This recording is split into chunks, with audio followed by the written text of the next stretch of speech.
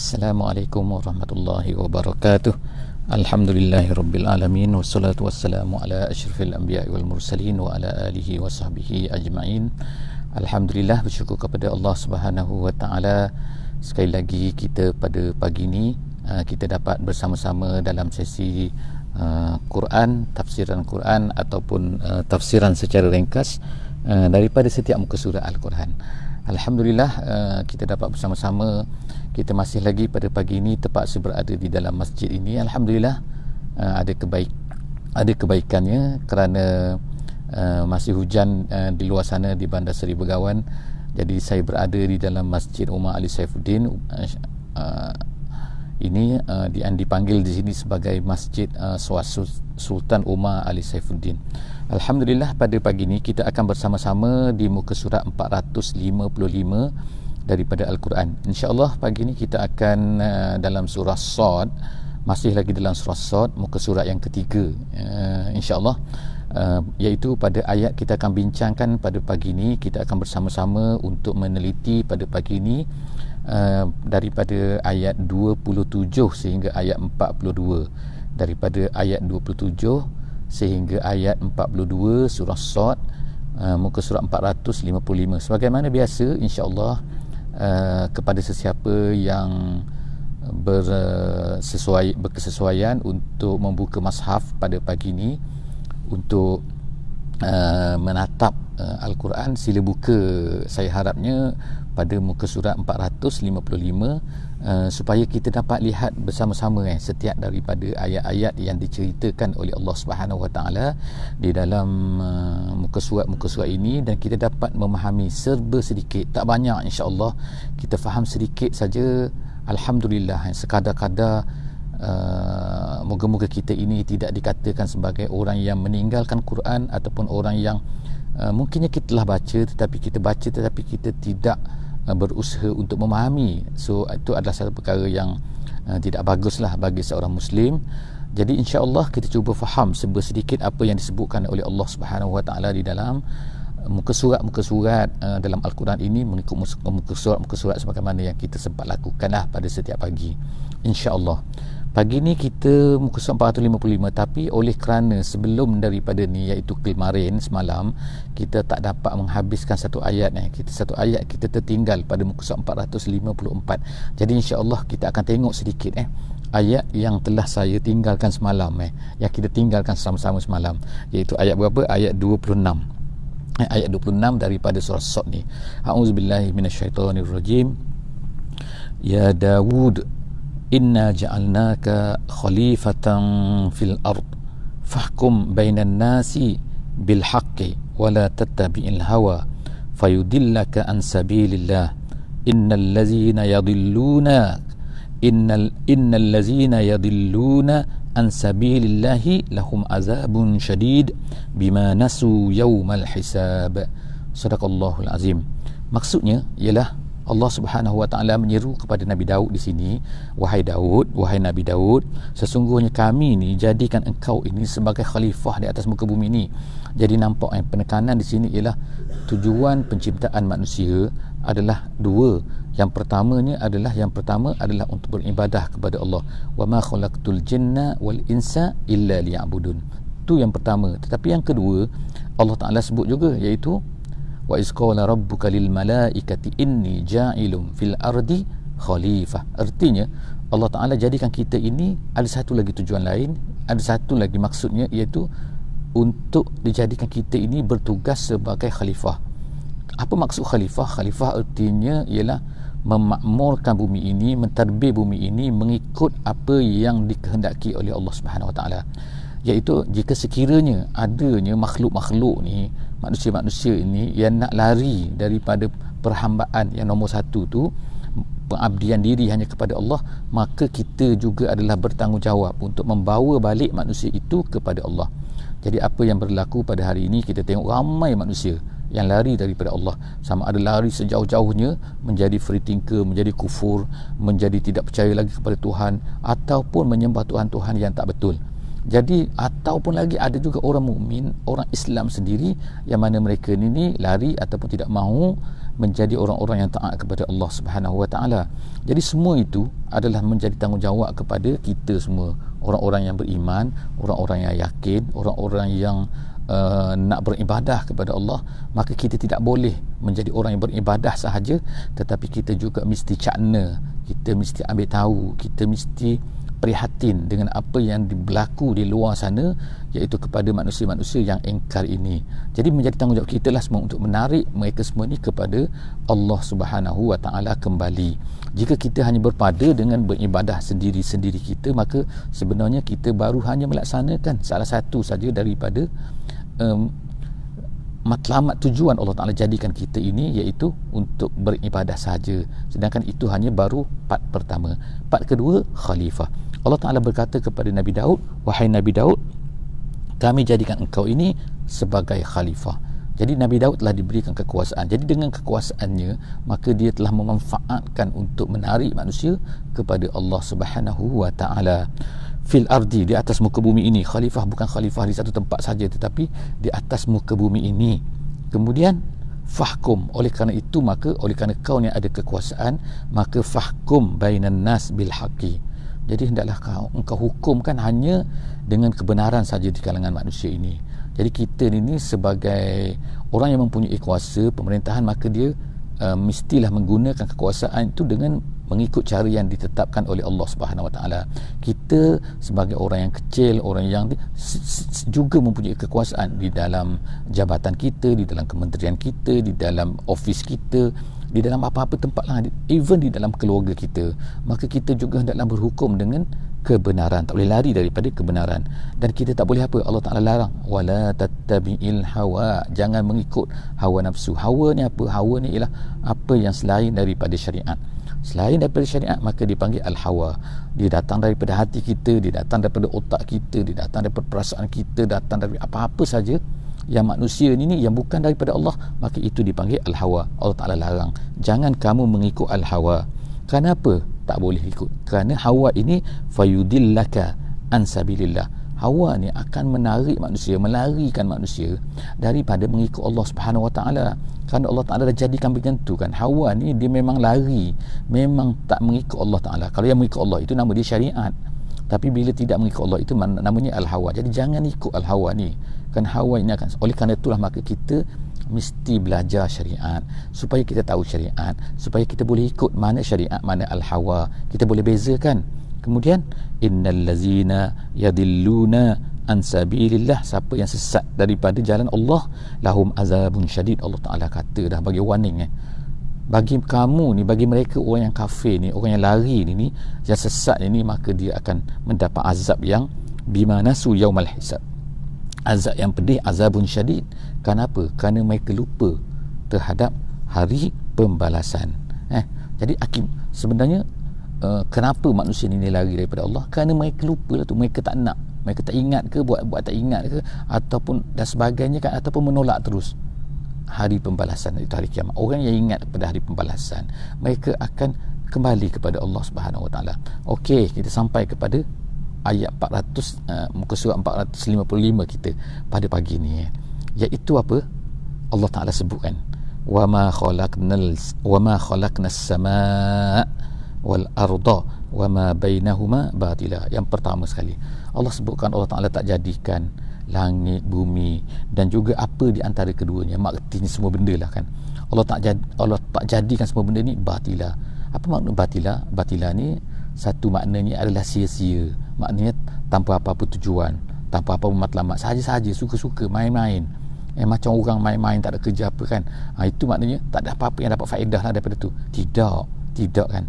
Faedah ni bukan kembali kepada Allah, of course lah, itu akidah kita. Tapi faedah ini ialah faedah mana ada sebab untuk manusia ni.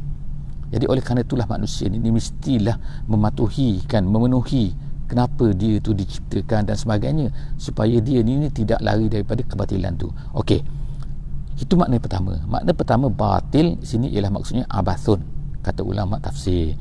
Abathun sia-sia, abathun lahwu.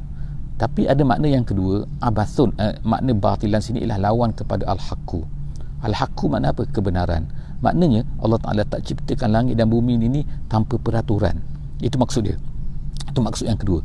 Maksudnya tanpa peraturan ni apa kan? Ada dah jalan benar yang telah ditetapkan untuk langit, untuk bumi, untuk manusia, yang sepatutnya manusia ikut benda-benda ni semua kan, ikut cara ni semua. Kalau mereka tak ikut cara ni semua, cara tu nama dia al-haqqu. Cara tu al-haqqu. Jadi kalau manusia mengikut al-haqqu, maka dia tidak akan mengikutlah kebatilan. Jadi Allah Subhanahu Wa Taala telah menetapkan untuk dunia ni, untuk alam ni, untuk bumi ni, untuk semua ni ada dah jalan-jalan dia. Jadi sepatutnya kita mengikut jalan tu.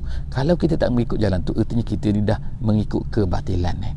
Jadi kita tak ikut apa yang Allah Taala nak tetapkan. Jadi itulah maksud dia. Ada dua maksud di situ wa ma khalaqnas samaa wal arda wa ma bainahuma batila. Dzalika zannul ladzina kafaru. Itu adalah sangkaan orang kafir. Jadi kalau kita ikut tadi, ada dua penafsiran tadi, itu adalah sangkaan orang kafir. Apa sangkaan orang kafir? Yang pertama, sangkaan orang kafir bahawa tak ada, Allah Ta'ala ciptakan, bahkan setengah daripada mereka mengatakan Tuhan pun tak ada kan. Yang keduanya, mereka mengatakan tak ada. Allah Ta'ala ni jadikan bumi ni tapi dia biarkan, terpulanglah pada kita nak buat macam mana. Tak, itu adalah sangkaan yang melesek, sangkaan yang tak betul, sangkaan orang-orang kafir. Jadi kalaulah kita wal-iyazubillah, orang yang beriman tiba-tiba ada sangkaan begitu, maka sebenarnya sangkaan itu adalah sangkaan mengikut cara sangkaan orang kafir. Fawailul lillazina kafaru minan nar. Allah Taala kata, celakalah bagi orang kafir kan, neraka wail lah bagi orang kafir. Ada penafsiran situlah apa maksud wail. Ada kata celaka, ada kata neraka, ada kata lembah daripada api dan sebagainya. Tapi wail di situ adalah makna kecelakaan, azab lah bagi orang kafir daripada neraka. Dia masuk dalam neraka maksudnya. Am naj'alul lazina amanu wa amilus solihati kal mufsidin. Ayat seterusnya, ayat 28 ni, Allah Ta'ala tanya sebenarnya soalan ni, am ni adakah, gitulah kita katakan, adakah sama orang beriman dengan orang yang beramal soleh?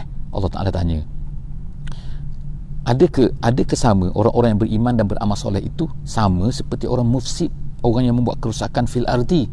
Am naj'alul muttaqina kal fujjar. Ataupun orang-orang yang muttaqin, orang bertakwa ni sama dengan orang jahat. Atas dunia ni kalau orang tu boleh berlindung ataupun dia buat jahat seorang-seorang dia, maka dia adalah selamat. Dia tak diikut undang-undang, walaupun salah, walaupun macam mana, tapi kalau kerana dia ikut undang-undang, maka dia selamat, tak boleh diambil tindakan. Tapi di hari akhirat tak. Bagi Allah Subhanahu Wa Taala tak sama di antara orang kafir dengan orang beriman. Mana sama? Bagi kita atas dunia sekarang kita tengok seolah-olah macam sama kan. Kafir beriman, dia kafir, ni agama ni agama ni, ini Islam ni bukan Islam. Tak sama kan. Bagi Allah SWT tak sama. Jadi kita ni mesti mengikut neraca Allah, bukan neraca hawa nafsu kita kan. Jadi neraca kemanusiaan ni, kita kata manusia biasa ni adalah sama je, ini agama je. Itu masalah peribadi. Tak, ini bukan masalah isu peribadi. Ini adalah kerana kita semua ni bukan peribadi. Kita ni adalah hamba Allah. Kita ni diciptakan oleh Allah. Kita ni makhluk Allah. Oleh kerana kita ni makhluk Allah, maka kita ni bertanggungjawab. Bertanggungjawab kepada Allah Subhanahu Wa Taala atas apa yang kita buat di atas dunia ni. Kita ikut tak peraturan Allah, kita tak ikut peraturan Allah ke? Itulah yang akan ditanya orang. Jadi Allah Taala tanya kat sini, sama ke? Tak sama. Mana sama? Orang amal soleh, orang bertakwa, orang beriman dengan orang-orang yang mufsid, orang yang merosak. Takkanlah sama. Seterusnya, kitabun anzalnahu ilaika mubarakun. Kitab ini Allah Subhanahu Wa Taala turunkan, haza, kalau ikutnya takdirnya ialah haza kitabun, gitu kata ulama tafsir. Dia adalah khabar kepada mubtada mahzuf. Mubtadanya apa? Haza. Dia kata ini adalah kitab yang mubarakun, mubarak. Kitabun anzalnahu ilaika mubarak. Mubarak artinya banyak limpahannya, banyak kurniaannya, melimpah-limpah apa di dalamnya, penuh dengan kebaikan, mubarak. Kemudian tu Allah Ta'ala kata liyadabbaru ayati. Apa tujuannya? Lam tu nama dia lam li ta'lil, nama dia.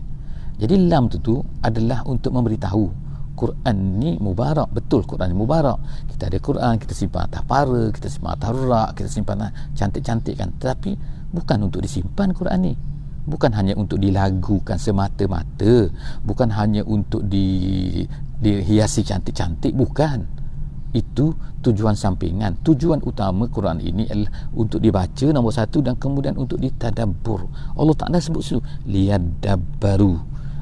Dia asal daripada perkataan ini sini liyatadabbaru, tapi diringkaskan ataupun diringankan liyadabbaru ayatihi. Ayat-ayatnya untuk ditadabbur. Apa erti tadabbur? Ulama-ulama tafsir secara ringkasnya mengatakan ialah untuk difikirkan pengertian-pengertiannya. Jadi kita ni adalah bila kita baca Quran, salah satu tanggungjawab kita terhadap Quran ialah untuk tadabbur Quran tu. Jadi untuk tadabbur Quran tu perlulah difahami maknanya. Maknanya tidaklah perlu tafsir, sebab tafsir ni berbeza dengan tadabbur. Tafsir ni ada tafsir Jalalain, ada tafsir Al-Wasit, ada tafsir Fakhrul Razi, ada tafsir Bahrul Muhit, ada tafsir Qurtubi, ada tafsir. Itu tafsir. Tafsir ni ertinya ialah memberi tafsiran kepada ayat tu, menjelaskan berdasarkan kepada daripada Nabi, daripada ayat-ayat Quran, daripada kata-kata hadis-hadis Nabi, daripada kata-kata ulama dan sebagainya. Jadi tafsir ni agak berbeza lah, kerana dia memerlukan kepada syarat-syarat yang tinggi. Kita hanya baca kitab-kitab tafsir yang ditulis oleh ulama, tetapi tadabbur inilah menjadi kewajipan kepada semua orang. Tadabbur iaitu kita fahami maknanya sebagaimana yang dijelaskan, sebagaimana kita buat sekarang ni ialah kita cuba memahami sedikit dan kemudian kita tadabbur, iaitu kita linkkan dengan apa yang ada dalam Quran ni dengan apa yang ada di keliling kita. Itulah tadabbur. Yang keliling kita ni mungkin diri kita, mungkin masyarakat kita kan, mungkin apa-apa saja, batu ke pokok ke, Allah Ta'ala sebutkan bukit bukau, semua tu kita tadabbur. Jadi kita tadabbur, kita berfikir, jangan tak berfikir Quran ni. Jadi faham makna je, kena berfikir. Kemudian kalau orang ada masa lagi, cuba mendalami melalui tafsir-tafsir. Itu adalah tugas penafsiran lah.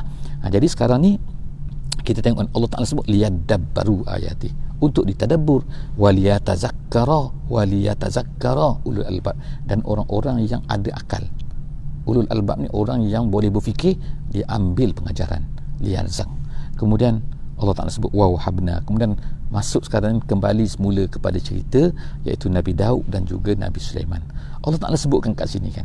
Jadi dalam cerita yang seterusnya yang akan kita baca ni, sebenarnya ada beberapa cerita-cerita yang tidak betul lah, banyak. Bila masuk saja cerita Nabi Daud, Nabi Sulaiman ni, akan ada saja cerita-cerita Israiliyat yang tak betul. Kita akan cuba sebutkan mana yang tak betul, dan bahkan masalahnya cerita-cerita Israiliyat ini kadang-kadang dia masuk ke dalam tafsir-tafsir yang besar, tafsir-tafsir yang maknanya kadang-kadang tu majoriti ulama mengatakan begitu, padahal cerita itu adalah agak-agak tidak sesuai lah dengan kenabian Nabi Daud dan juga Nabi Sulaiman. Kita cuba tengok insya-Allah. Allah Ta'ala beritahu kepada ayat kita dalam ayat 30 ni, wa wahabna li Dawuda Sulaiman. Allah Ta'ala beri kepada Nabi Daud ni anaknya, iaitu Sulaiman, ni'mal abdu. Sulaiman ni, Nabi Sulaiman seorang hamba yang baik, sebaik-baik hamba. Innahu awwab, kerana Allah Ta'ala puji Nabi Sulaiman ni kerana dia ni awwab. Awwab ni maknanya ialah yang kembali kepada Allah ni, apa-apa dia kembali kepada Allah, apa-apa dia ingat pada Allah kan. Itu sifat yang dipujilah oleh Allah Subhanahu Wa Ta'ala. Kemudian iza urida alaihi bil ashyi safinatul jiyad. Jadi cerita ni bermula di sinilah, iaitu apa di antara apa yang telah diberikan, yang berlaku diberikan tadi, okey, kemudian berlaku kepada Nabi Sulaiman. Apa dia? Iaitu dibentangkan kepadanya pada satu petang. Cerita ni petang, Aci itu ni maksudnya ialah selepas daripada waktu zuhur lah. Dikatakan makna perkara ni selepas daripada waktu zuhur, sebelum masuk asar, kemudian sebelum maghrib lah, of course. Kemudian dibentangkan tu dibawa kuda-kuda. Jadi as-safinat tu, sofin tu artinya ialah kuda yang mana boleh angkat satu kaki dia ke atas, tiga kaki di bawah tapi satu kaki tu naik ke atas. Itu kuda kalau boleh macam tu, kira hebat lah. Sebab apa kan, dia tak berjalan dengan empat, bukan dia berjalan, maksud dia boleh angkat satu kaki tu, menunjukkan kehebatan dia. Tu as-safinat. Kemudian yang kedua al-jiyad. Jiyad tu ialah kuda yang boleh berlari laju, lari laju kan. Jadi kat sini kan kuda-kuda apa ni yang dibentangkan, ditunjukkan kepada Nabi Sulaiman tu ialah dikatakan hampir 1000 kuda pada masa tu. Jadi Nabi Sulaiman ni pun tengoklah kuda ni kan, tengok kuda ni kan.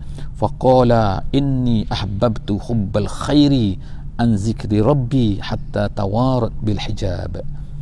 Jadi diceritakan kat sini kan, iaitu dia kata, aku suka, dia kata hubbal khairi. Khairi di sini ialah artinya ialah kuda lah. Sebab orang Arab menggunakan kuda ni harta yang hebat lah kan. Jadi aku suka kata kuda-kuda ni. An zikri rabbi. Masalahnya di sini. An zikri rabbi sini mengikut penafsiran yang biasa, yang ramai, banyak tafsir dia kata lah, bila dia tengok kuda ni kan, dia kita panggil teralik maknanya terlupa sampai nak sembahyang asar, sampailah disebut ini tawarat bil hijab sehingga maghrib. Tawarat bil hijab tu kata matahari tu jatuh sehingga baru disedar aku tak sembahyang lagi. Jadi diceritakan ni dalam setengah tafsir ni, dia katakan Nabi Sulaiman ni tengok kuda tu sampai terlupa kepada nak sembahyang. Itu salah satu. Tapi perkara ini ditolak oleh ulama-ulama tafsir seperti Ar-Razi. Ar-Razi menolak perkara ini. Sebab apa? Dia kata tidak logik, dia kata kan. Ada satu perkara yang seolah-olah macam menghuduhkan, menjatuhkan martabat kenabian. Jadi sebenarnya kan, tafsir dia kata, tafsir ni begini, dia kata dia tengok kuda tu lepas tu an zikri rabbi tu bukan mak dia tu sampai seronok dengan kuda sampai lupa kepada Allah, bukan. Tapi dia seronok tengok kuda tu apa? Untuk dijadikan kuda-kuda ini sebagai alat untuk pergi ke medan jihad. Itu sebenarnya tafsir yang diberikan oleh tafsir Ar-Razi. Jadi dia kata kenapa kan ini lebih tepatlah sesuai dengan kenabian kan? Sebab penafsiran ini boleh banyak makna Kemudian tawarat. Apa yang tawarat tu? Tawarat bil hijab tu, tawarat ni maknanya menutupi maknanya. Jadi apa maksud tawarat? Apa yang tawarat situ? Adakah matahari ataupun kuda? Jadi kata Imam Razi, tawarat situ adalah kuda. Kuda-kuda tu sehingga sampai gelap malam tu kan, kuda-kuda tu dah tak nampak lah sebab dah gelap kan. Jadi Nabi makna nak cerita lamanya Nabi Sulaiman, tak cerita masalah dia tinggal sembahyang tak sembahyang, cerita tak ada sebut perkara ni, sebenarnya tak sesuai bagi seorang Nabi. Okey, jadi lepas tu kan, jadi dia seronok sangat, dia nak sangat kuda ni dijadikan sebagai alat untuk dijadikan alat jihad fi sabilillah. Rudduha alayya. Jadi dia kata tiba kuda tu dah ramai sangat dah, dia dah gelap tak nampak dah. Jadi hilanglah daripada pandangan dia. Jadi Nabi Sulaiman berkata, bawa sini dia kepada tentera-tentera dia kan, bawa sini balik, dia kata rudduha ilayya fatafiqa mashan bisuqi wal a'naq. Jadi lepas daripada tu, bila orang bawa kuda tu balik kan, tentera dia jadi barulah nampak balik lah kan, dah cerah kan, dah dekat kan. Jadi dia peluk kuda tu, dia gosok kuda tu kan, dia peluklah leher kuda tu dan sebagainya, dia gosok-gosok kuda tu kan. Jadi gembira Nabi Sulaiman ni kan. Itu tafsir yang diberikan oleh Imam Ar-Razi. Walaupun ada pendapat lain, dia kata apa? Tak, dia kata ni tafsir yang ditolak lah ni kan. Iaitu apa dia kata kan, dia panggil, dia kata oleh kerana kuda ni telah menjadikan aku lupa kepada Tuhan, maka menyebabkan dia kata ambil kuda tu lalu dia pancung kuda tu. Jadi Imam Ar-Razi menolak tafsir ni. Kenapa dipancung kuda? Kenapa dibunuh kuda tu? Kesalahan bukan kesalahan kuda. Kenapa pula dipancung kuda tu? Jadi oleh kerana itulah penafsiran ini telah dibuat semula oleh Imam Ar-Razi, bukan boleh oleh saya tapi tafsiran oleh Imam Ar-Razi disebutkan dalam oleh Syekh Said Tantawi, bekas mufti Mesir dulu, yang telah meninggal lah, of course ni, di dalam tafsirnya Al-Wasid. Jadi dia kata tafsir ini lebih sesuai lah kan, bukan dia bunuh kuda, tapi dia menggosok kuda tu dengan penuh kasih sayang. Walaqad fatanna, tu cerita yang pertama lah. Cerita yang kedua ialah tentang fatanna, iaitu kami cuba kami telah mencuba Nabi Sulaiman ini. Walaqad fatanna Sulaiman wa alqaina ala kursiyyihi jasadan thumma anab.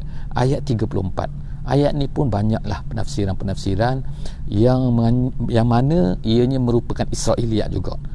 Israiliyat ni maknanya cerita-cerita yang datang daripada Bani Israel, daripada orang Yahudi, daripada orang Kristian sebelum daripada Nabi Muhammad. Tetapi setengah daripada mereka ni masuk Islam. Bila masuk Islam, mereka bawa cerita-cerita ni, lalu akhirnya cerita-cerita ini dimasukkan di dalam tafsir-tafsir. Jadi ulama-ulama menyebutkan cerita dia macam mana ni, iaitu Allah sebut sini, iaitu kami telah cuba. Okey, ini penafsiran dulu, terjemahan. Kami telah cuba Nabi Sulaiman wa alqaina, dan kami campakkan ala kursihi, di atas kursinya, jasadan, satu jasad, summa anab, dan kemudian dia kembali kepada Allah Taala. Okey, iaitu bagaimana cerita ni? Siapa yang jasad tu? Diceritakan begini, dalam satu hadis ada diceritakan bahawa Nabi Sulaiman telah bersumpah macam bersumpah, dia kata aku nak, dia kata bersama-sama dengan isteri-isteri aku ni. Ada setengah riwayat kata 40, ada setengah riwayat kata lebih ramai, ada kata 70 kan, macam-macam lah kata kan. Jadi riwayat-riwayat tu, jadi lepas tu setelah daripada dia bersumpah tu, dia pun dia nak lah, dia kata kan. Sebab apa dia kata? Supaya semua isteri-isteri aku ni akan hamil, akan melahirkan anak-anak yang akan digunakan untuk berjihad di jalan Allah Subhanahu Wa Taala. Maknanya, tapi diperingatkan dia oleh malaikat kan, kena ada insya-Allah. Tapi dia tak sebut insya-Allah, dia lupa pada masa tu kan. Dia tak kata insya-Allah tu.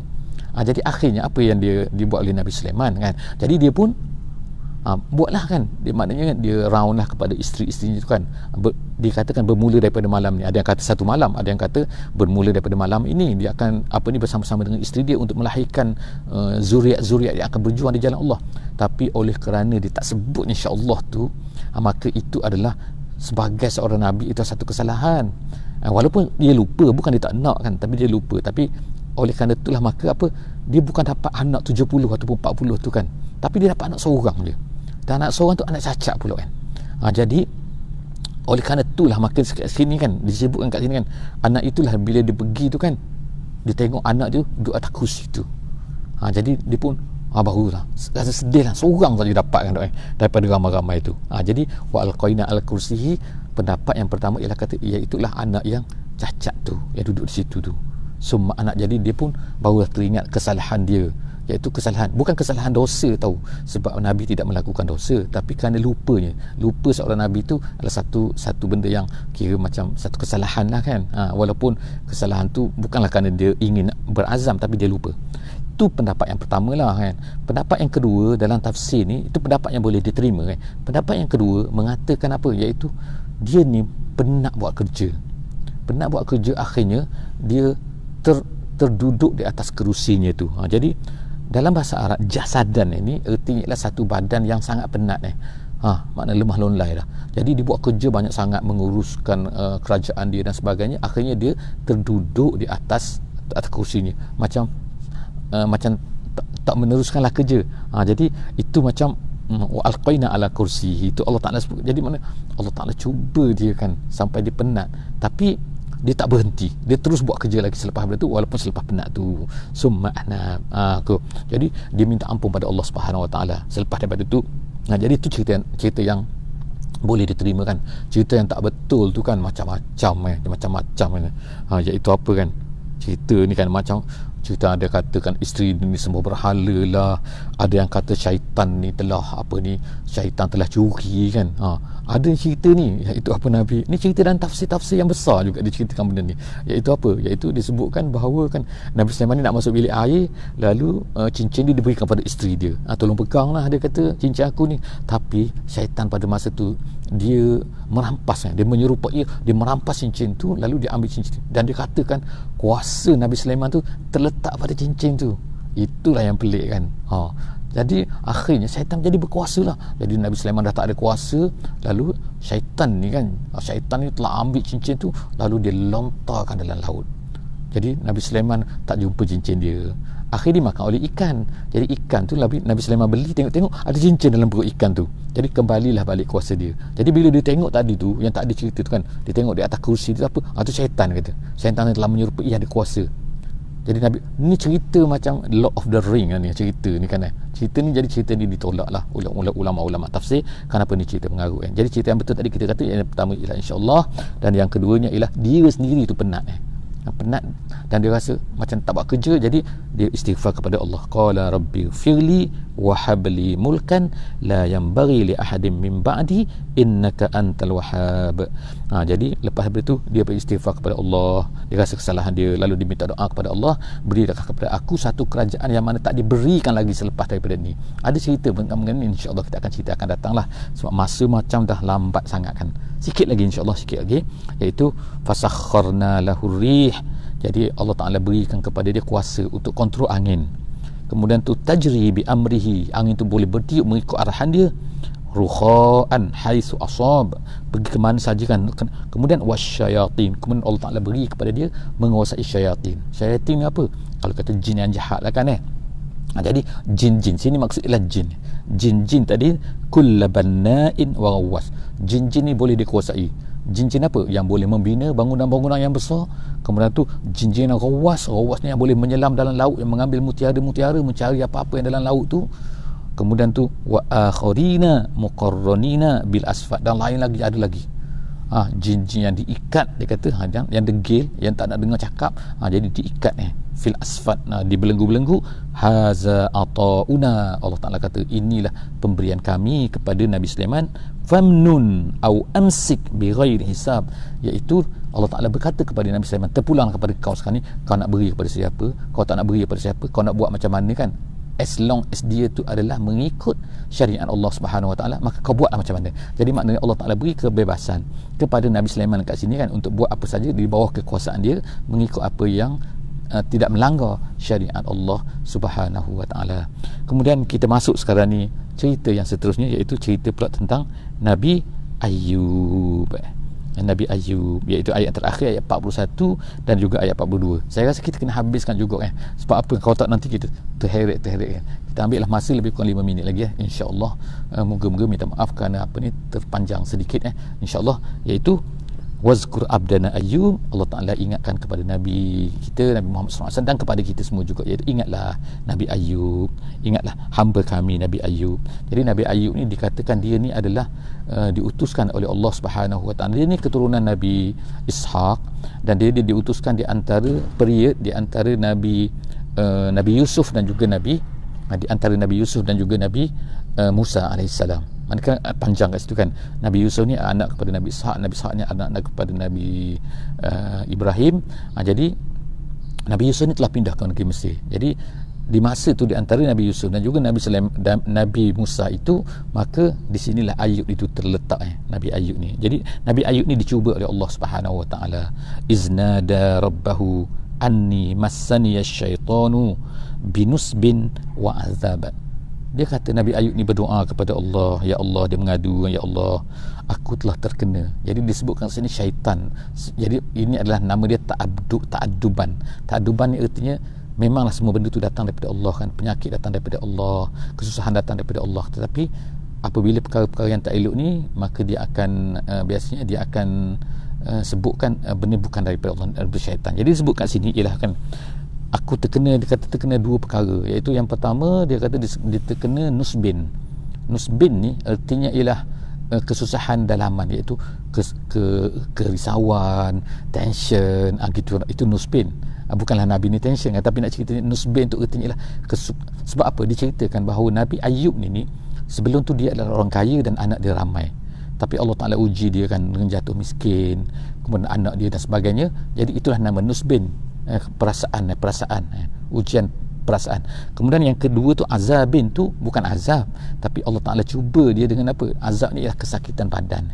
Jadi kesakitan badan ni, body tu kan, maknanya badan dia tu sakit. Tapi ada di sini cerita-cerita Israeliat yang tak betul lah, yang dikatakan macam mana, iaitu contohnya ialah kan, contohnya dia ni apa ni, ulat lah, kaki dia ni dimakan ulat banyak, macam-macam lah. Itu cerita-cerita yang tak betul lah sebenarnya, Israeliat semua tu kan. Jadi yang betulnya ialah apa kan, dia memang sakit, tapi sakit bagaimana, sesuai dengan seorang nabi lah sakit dia tu. Jadi dua perkara sakit perasaan dan juga sakit diuji oleh Allah Ta'ala. Jadi Allah Ta'ala kata apa akhirnya, apa, urqud birijlik, Allah kata hentakkan, urqud ni hentakkan kaki kamu ke bumi tu. Jadi lalu keluarlah air daripada situ. Jadi bila keluar air tu, Allah Ta'ala berkata haza mughtasalun baridun wa syarab. Dia gunakan air itu untuk mandi, dia gunakan air itu untuk minum. Akhirnya dia pun baiklah kan, tersembuhlah daripada sakit tu dan hilanglah perasaan tu daripada dirinya.